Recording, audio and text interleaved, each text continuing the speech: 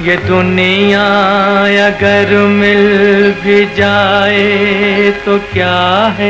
महान फिल्मकार और अदाकार गुरुदत्त ने खुदकुशी क्यों की, ये अब तक एक राज बना हुआ है। कहा जाता है कि वो किसी की मोहब्बत में निराश और किसी की बेवफाई और बेरुखी से बड़े दुखी थे। आज हम इस वीडियो में उसी राज से पर्दा उठाने की कोशिश करेंगे कि उनकी खुदकुशी के आखिरी लम्हात में ऐसा क्या हुआ था, क्या हुई वजह अपनी जान गंवाने की, किसका कॉल आया था और कॉल करने वाले ने ऐसा क्या कहा कि वो बर्दाश्त नहीं कर सके और उन्होंने भगवान की दी हुई सबसे बड़ी नेमत को खुद अपने ही हाथों से ठुकरा दिया। मैं जावेद नसीम आप लोगों की खिदमत में हाजिर हूं अपनी बहुत सारी मोहब्बतों और एक कहानी के साथ, और लिए चलता हूं आपको उस वक्त जब वक्त थम सा गया था, और लिए चलता हूं आपको उस वक्त जब वक्त थम सा गया था। यह बात है 9 अक्टूबर 1964 की। उस दिन गुरुदत्त शाम से घर पे ही थे और पीडर रोड पे वाकई अपने बंगले ओक रॉयल में बैठे शराब पिए जा रहे थे। बुझे बुझे, परेशान, उलझन में डूबे, और फिर उसी रात वो आपे से बाहर हो गए जब गीता दत्त जी का कॉल आया। गुरुदत्त के दोस्तों में उनके खास दोस्त अबरार अलवी थे जो एक कहानीकार भी थे। उनसे ही गुरुदत्त की आखिरी मुलाकात हुई और उस दिन उन्होंने अबरार साहब से कहा कि अब वो फिल्में छोड़ देना चाहते हैं और फिल्मों से खुद को रिटायर कर लेना चाहते हैं। जब अबरार अलवी साहब ने उनका इरादा सुना तो भौचक्के रह गए। बोले, ऐसा क्या हुआ है कि सिर्फ 39 साल की उम्र में आप रिटायर होना चाहते हैं? आपने ऐसा कैसे सोच लिया? क्या कोई आदमी अपने उरूज के वक्त महज 39 साल की उम्र में भी रिटायर हो सकता है?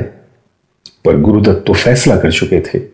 उसी रात यानी 9 अक्टूबर को गुरुदत्त के पास गीता दत्त का फोन आया और न जाने दोनों में क्या बात हुई कि गुरुदत्त अपने आपे से बाहर हो गए और बुरी तरह भड़क उठे। कोई तो बात रही होगी, और बात भी कुछ ऐसी जो उन्हें अरसा से चुभ रही थी। अबरार अलवी अपनी किताब 10 Years with गुरुदत्त में लिखते हैं कि उस दिन उनका मूड कुछ ज्यादा ही बिगड़ गया था। उनका गीता दत्त जी के साथ झगड़ा हुआ था। गीता दत्त ने अपनी बेटी को गुरुदत्त यानी बच्ची के बाप से मिलने के लिए मना कर दिया था, और जब गुरुदत्त अपनी बेटी के साथ कुछ वक्त बिताना चाहते थे, ऐसे में गीता दत्त का इनकार उन्हें बहुत खल गया। फोन पे बात करते हुए उनका गुस्सा बढ़ता जा रहा था और आखिरकार उन्होंने गीता दत्त को अल्टीमेटम दे दिया, बच्ची को भेजो नहीं तो तुम मुझे मरा देखोगी। यह बात उस वक्त की है जब गीता दत्त गुरुदत्त के साथ नहीं रह रही थी। हालांकि आर पार के बनने के समय से वो उनके साथ थी। उनकी मोहब्बत की दास्तान भी बड़ी रोमांटिक थी। हालांकि एक एक्टर और एक सिंगर के दरमियान इश्क का पनपना कम ही देखा गया है। कुछ लोगों का तो यह भी ख्याल था कि गुरुदत्त अपनी फाइनेंशियल सिक्योरिटी के लिए गीता दत्त से शादी करना चाहते थे। गीता दत्त ने गुरुदत्त की मोहब्बत में और गुरुदत्त की ख्वाहिश का एहतराम करते हुए गाना तर्क कर दिया। बहरकैफ दोनों की शादी हो गई। आर पार हिट हुई तो गीता दत्त ने फिर से गाना शुरू कर दिया।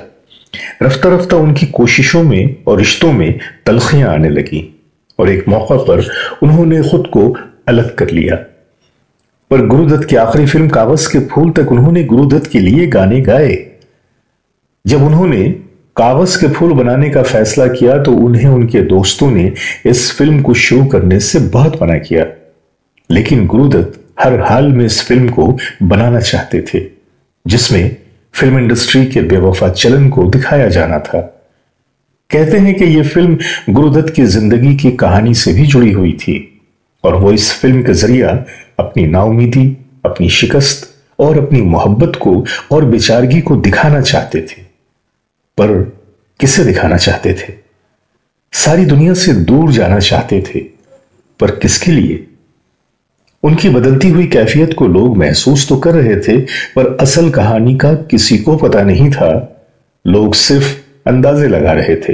प्यासा में गुरुदत्त का अदाकारी करना भी एक हादसा ही ठहरा कि जब ऐन वक्त पर दिलीप कुमार साहब ने फिल्म करने से इनकार कर दिया और उनके इनकार के साथ ही मधुबाला और नरगिस जी ने भी मना कर दिया।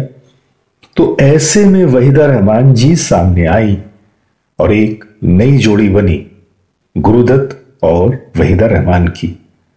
उस जमाने में वहीदा रहमान साहबा की हिंदी बहुत साफ नहीं थी, लेकिन फिर भी वो गुरुदत्त की पहली पसंद बन गई। कोई चोर दिल के दरवाजे से अंदर आ चुका था। कागज के फूल की नाकामी के बाद गीता दत्त जी ने उन्हें डायरेक्शन से ज्यादा एक्टिंग पे ध्यान देने का मशवरा दिया।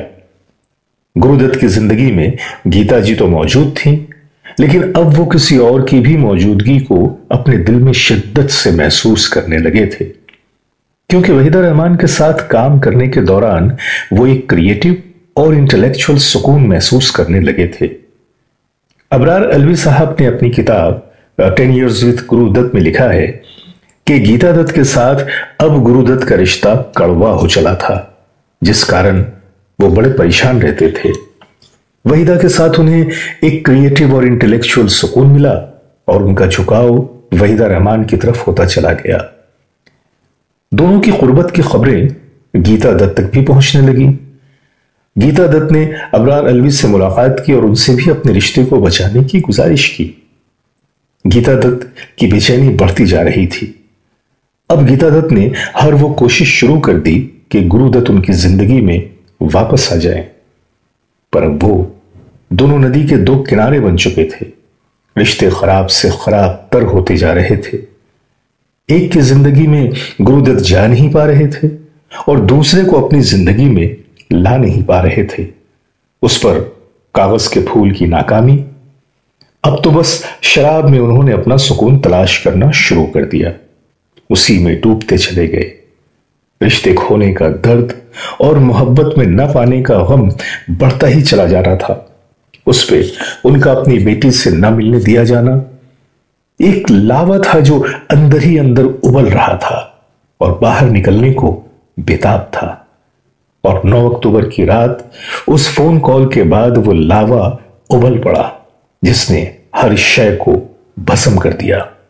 उन दिनों बहारें फिर भी आएंगी की शूटिंग चल रही थी, पर उनकी जिंदगियों में दोबारा बहारें फिर कभी नहीं आई। 10 अक्टूबर के दिन जब गीता जी के कई बार कॉल करने पे किसी ने फोन नहीं उठाया तो वो परेशान हो गई, और जब वो रॉयल पहुंची तो दरवाजा तोड़ा गया और यह मंजर सामने था कि गुरुदत्त अपने बिस्तर पे मुर्दा पड़े थे। रात को बेतहाशा शराब के साथ साथ उन्होंने बहुत सारी नींद की गोलियां खाकर खुद को मौत के हवाले कर दिया, और इस तरह हिंदी फिल्म जगत का एक अजीम फनकार हमसे जुदा हो गया। ये थी आज की दुख भरी कहानी। मिलते हैं किसी और कहानी के साथ। हमारी पोस्ट पे अपनी राय जरूर दें और अपने दोस्त जावेद नसीम को अब इजाजत दें। शिवरात्रि, शब बखैर, खुदा हाफिज, नमस्कार, सत श्री अकाल। ये दुनिया अगर मिल भी जाए तो क्या है,